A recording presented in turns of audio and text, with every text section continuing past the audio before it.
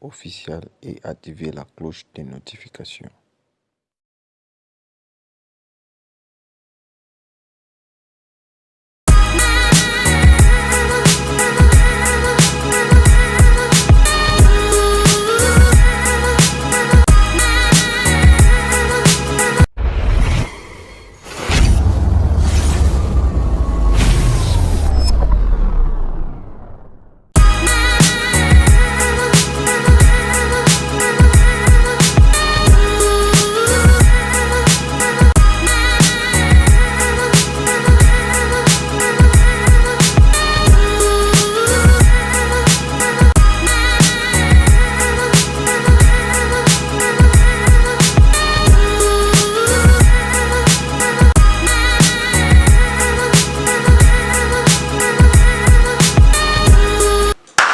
Salut chers téléspectateurs et internautes, j'espère que vous allez bien. Bienvenue dans notre émission Talk Show Lumière d'Espoir. Nous vous avions dit que non, cette émission a pour but de permettre aux gens de s'alimenter de divers avis au moyen de débats, au moyen de discussions pour le bien-être de la communauté, la société, pour le bien-être de notre culture.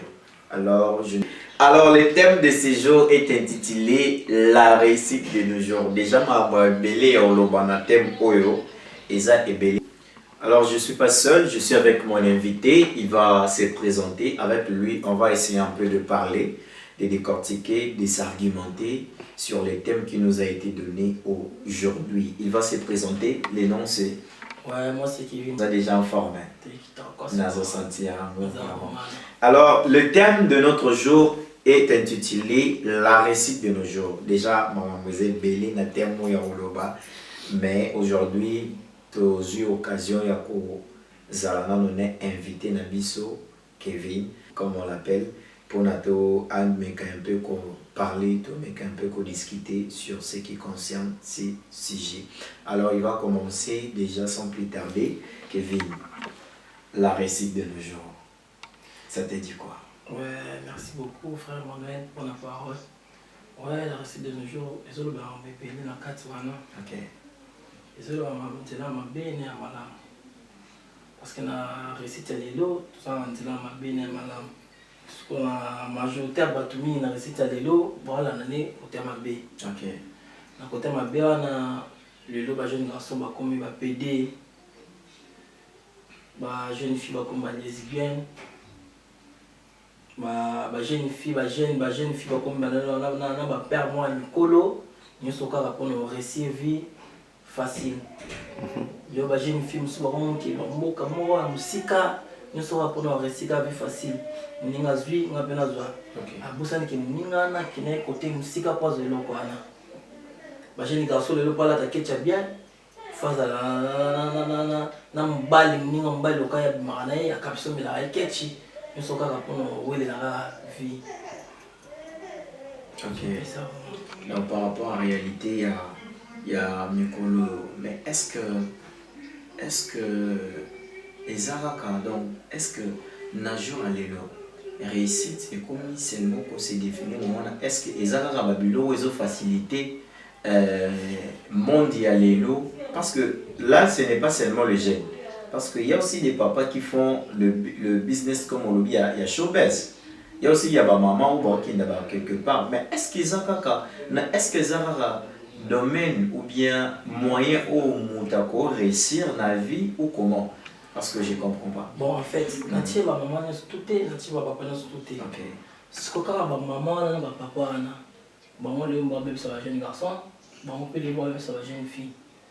Tu vois, et quand la jeune fille m'a pas bango, à titre au moins de $500 mais à coup t'en as payé à mon corps, du coup pour tenir une là, à ce la jeune fille à bateau. Jeune fille n'a eu peut-être ma papa n'a été papa n'a qu'avait $500, il n'a pas bon à titre au moins on te m'a botama. Et on qui n'est doublé mouton. À 100 000 à Sika, mais 100 000 à Sika, on a aussi un mois et puis c'est déjà les, et l'eau qui tombe on comme commissaire. On t'a payé un aïe, donc il faut la caméra sani, na aïe bandila papa anate. So tel le bachine file le bébé belé, ça pour na papa wana. baza makambo bango mabe bazosala butu bazobebisa bajeune fille ya lelo. Non, parce que baza soifi ya réussite. Mais non, c'est pareil avec ma maman pe wana. Ok. Tu vois, ma maman na babebisa bajeune garçon ebele. Vous comprenez? Accompagner les jeunes garçons et mettre dans le salaté. Pour la réussir, il faut bien dans bien matériel. Il faut se mettre le basket bien, non se mettre le montre bien, non se mettre le chomba bien, on réussit état d'âme. Vous comprenez?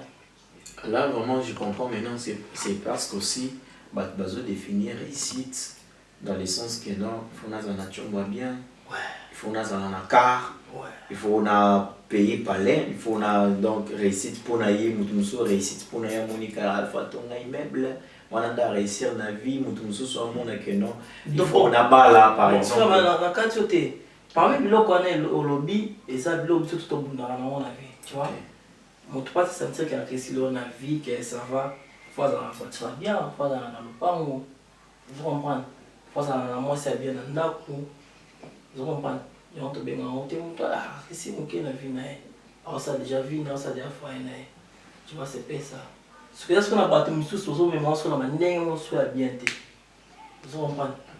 Est-ce qu'ici, il faut définir maintenant réussite?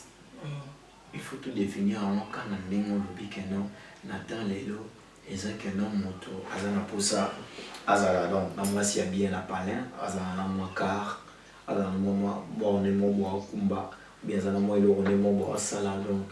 Est-ce que vraiment, est-ce que si c'est ça la manière dont on peut définir la réussite, si je comprends bien? Bon. Moi, ce que tu rencontres, c'est qu'on a spiritualité. Ouais, tu vois, bon, pour moi, réussite, c'est ça, il y a un épisode à Denzela. Ok. Mais dans les gens, tu as Denzela. Denzela. Tu comprends?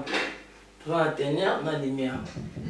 On va pour sa facilité. Pas un exemple où mais là. Un exemple vraiment c'est un vraiment faut quand vraiment c'est vraiment belle là. Si mon nom ça ni époque. Ouais, mon ensemble ko kaza mutu mo test par.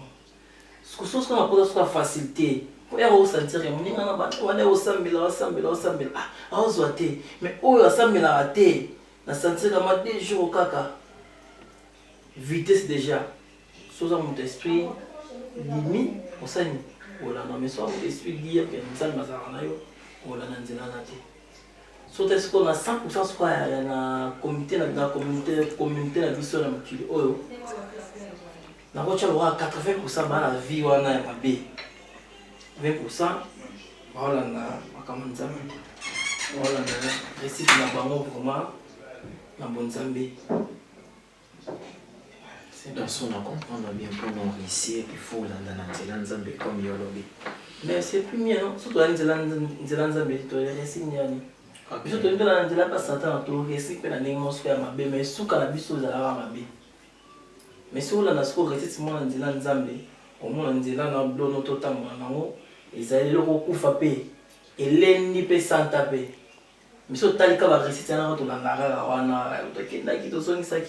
après quelqu'un t'a la tout blé. Mais balobi exemple aza likolo biso toza na se donc makambo eza na se esuka na se balobi bon et puis nzambe okita te par exemple olingo réussir en vie par exemple nzambe okita te mosusu baloba bon nzambe okita te pour faire réussir yo voilà yo il faut se battre na vie yo il faut luka yo il faut sala ndenge nini parce que réussite pesa na ba principe nango.